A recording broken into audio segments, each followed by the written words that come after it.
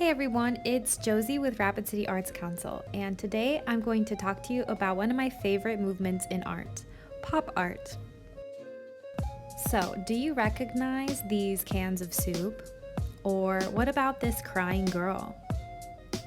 Maybe you recognize these figures. If you recognize any of these pieces, you have already been introduced into the world of pop art. The soup cans were done by Andy Warhol, who is probably one of the most famous pop artists. Warhol is known for bringing celebrity culture and advertising techniques into his artistic expression.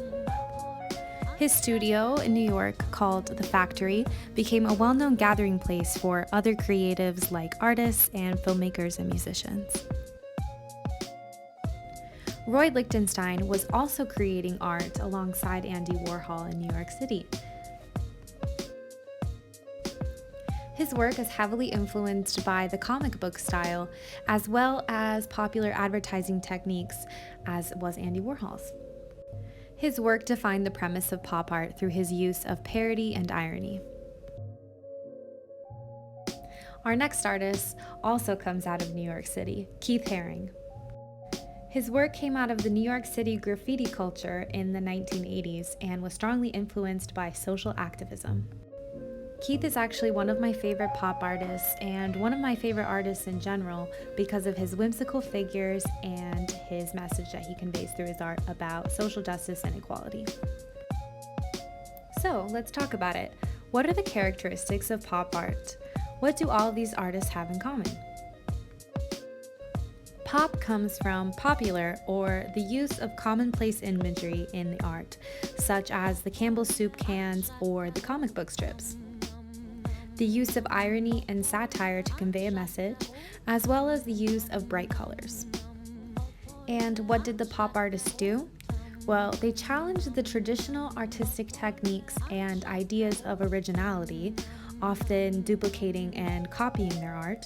They also embraced and mirrored the pop culture, the kitschy, funny little things about our lives, like cans of soup, or our obsession with celebrities, or comic books.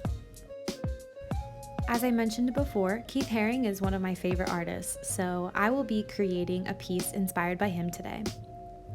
First, I sketched out a composition on a piece of paper, and now I am sketching it onto the canvas with a pencil. I'm going in with black permanent marker so you can see it a little bit better on video, but also this will show through my first coat of paint, so it will be easier to follow the lines. Now I'm going in and painting with white so that my pencil sketching and my eraser marks are covered.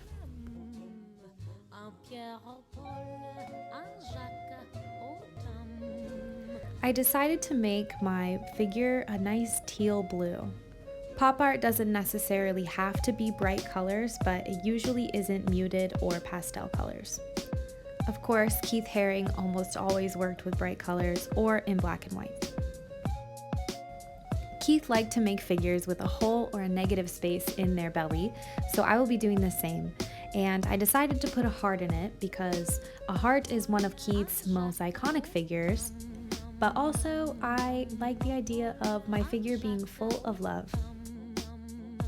And of course, you must add those contrasting black outlines.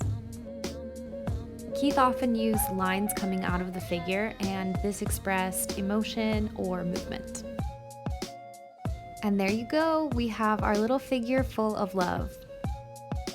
I hope you enjoyed your lesson in pop art today. Who was your favorite artist?